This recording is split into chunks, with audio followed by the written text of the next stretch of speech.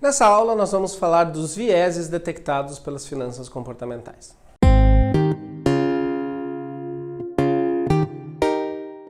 Como nós vimos, o sistema 1 ele se utiliza de diversos atalhos, de diversas regras de bolso que são boas porque economizam tempo e energia na hora de tomar a decisão. Mas, quando retiradas do seu contexto original, elas podem gerar ilusões cognitivas, né? Ilusões que geram decisões erradas que são chamadas de vieses. Os vieses que a gente vai ver são os vieses de otimismo, excesso de confiança, armadilha da confirmação e ilusão de controle. O viés do otimismo. As pessoas tendem a ser mais otimistas do que a realidade sugeriria, né? Existe sempre a ilusão interna de que vai dar tudo certo. E também relacionado a isso, existe, pode existir um excesso de confiança, né? Quando as coisas dão certo, o investidor ou a pessoa atribui a ela própria as razões por aquilo ter dado certo. E muito menos ao ambiente, muito menos às condições aleatórias. E ao contrário, quando as coisas dão erradas, você atribui ao ambiente, ao fracasso ou à má sorte, né? Então a gente superestima a probabilidade de eventos positivos e subestimamos o risco que ocorrem em eventos negativos, né? Então quando a gente projeta o futuro, temos uma maior tendência a acreditar nesses eventos saudáveis, né? Por isso que a gente tem que tomar cuidado com expectativas de alta rentabilidade, tem que sempre pesquisar a idoneidade dos intermediários financeiros com quem a gente está trabalhando, não acreditar em situações em que você tem acesso a investimentos que tem altíssimo retorno sem risco, né? Isso é receita para você ou para o investidor cair num esquema de pirâmide. Por exemplo, por que o Bernard Madoff conseguiu enganar tanta gente por tanto tempo, né?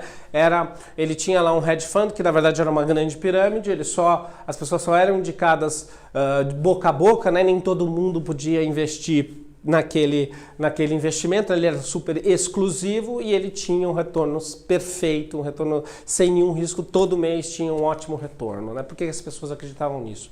É um pouco por conta do viés de otimismo, né? Eu achei isso aqui vai dar certo, eu consigo, esse cara consegue me dar esse investimento, né? Uma outra coisa que está relacionada ao viés de otimismo é que o investidor não pode desconsiderar, né? Não pode reduzir a importância de formar uma reserva de emergência, de contratar seguros de saúde, seguros de vida, seguros de automóveis, seguro de residência, para se proteger de eventuais infortúnios, né? Você tendo otimismo, você tende a tratar essas coisas como menos importantes e elas não são. O excesso de confiança, né? Os indivíduos tendem a demonstrar um excesso de confiança no seu próprio julgamento, né? Isso é importante para a gente continuar atuando bem na vida, né? Claro que quando a pessoa está muito decepcionada, não está confiante nas suas capacidades, ela tem problemas no seu dia a dia. Mas do lado do investimento, do lado financeiro, esse excesso de confiança pode trazer consequências negativas, né?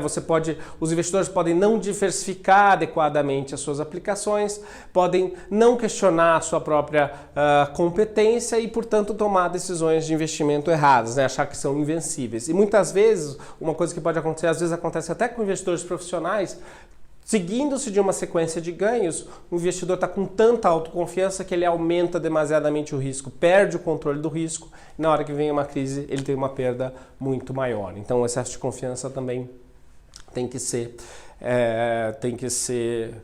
considerado.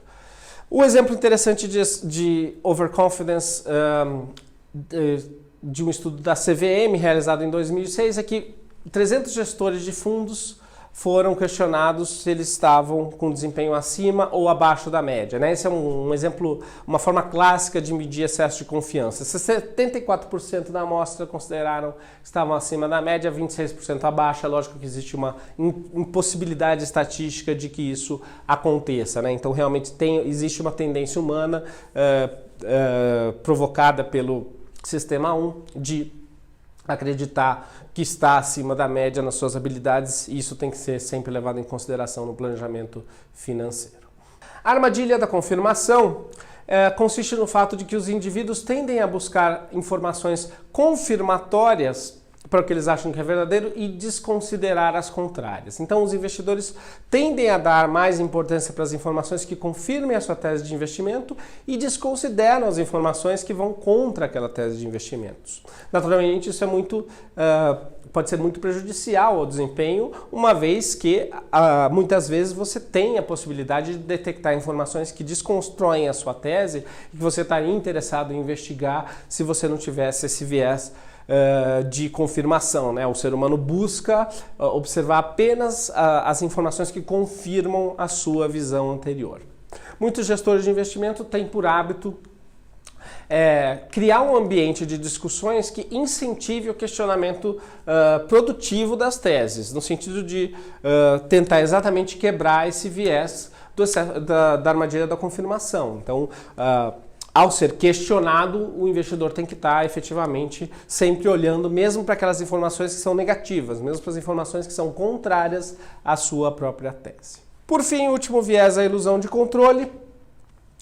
Na ilusão de controle, o investidor sempre tem aquela noção de que ele está no controle dos seus investimentos, né? Colocando aqui um exemplo mais mundano, a gente sabe que o risco de acidentes em transporte aéreo é muito menor para a mesma distância do que o risco de acidente em automóveis. Mas todo mundo tem aquela sensação meio desconfortável quando está no avião, porque não tem o controle da situação, né? Está absolutamente fora do seu controle o que está acontecendo com o avião. Enquanto você está dirigindo o automóvel, você está controlando o automóvel. Então dá aquela sensação intuitiva de que dirigir um carro é muito mais seguro que viajar de avião. O que não é verdade. Por exemplo, uma das consequências negativas dos atentados de 11 de setembro de 2001 é que as pessoas começaram a fazer viagens de longa distância mais por automóveis, porque existia, por causa também da heurística da disponibilidade, aquela percepção, não, olha, se eu for viajar de avião eu corro mais risco de ser vítima de um ataque terrorista. Não é verdade, na verdade ela estava tomando a decisão errada, aumentando o risco de morte, porque ela estava fazendo uma viagem de uma enorme distância num automóvel que para a mesma distância pode ser até 70 vezes maior, né? Então, essa é uma forma que a ilusão de controle te leva a uma decisão incorreta. Quando você tem a ilusão de controle aliada ao excesso de iniciativa, aí você tem aquela percepção nos investimentos de que as movimentações precisam ser feitas com muita frequência, né? Porque você é que está sob controle, você vai realizar, tomar decisões que vão causar efeitos positivos na sua carteira, o que muitas vezes não é verdade. É muito interessante que às vezes você fazer uma estratégia de buy and hold, compra um investimento e espera ele maturar, deixa por muitos anos, traz resultados sensacionais, às vezes até reinvestindo os dividendos, né? É a estratégia que o Warren Buffett utiliza, né? Ele faz bons investimentos em bons momentos e vai reinvestindo e carrega por muito tempo. Ele não fica fazendo compra-venda, achando que tem um controle sobre o preço. Ele só tenta estimar o valor, faz o investimento e carrega por muito tempo. A ilusão de controle pode levar também a uma confusão entre o perfil de risco e a percepção de risco, né? O que também está relacionado com a heurística da disponibilidade, né? Quando o mercado está mais arriscado, eu não posso achar que o meu perfil de risco necessariamente mudou, né? O meu perfil como investidor. Não é porque o mercado está mais arriscado que necessariamente eu preciso ser mais conservador, né? Então, se você tem uma piora do ambiente, isso não quer dizer que os investidores deveriam ser mais conservadores, passar a ser mais conservadores e tentar fazer proteção de capital, porque depois o ambiente volta e você está com seu perfil de risco descasado, né? Então essa ilusão de controle te empurra para uma decisão excessiva. Com isso a gente conclui os vieses. Na próxima aula a gente vai falar sobre framing, a teoria do prospecto e aversão a perda.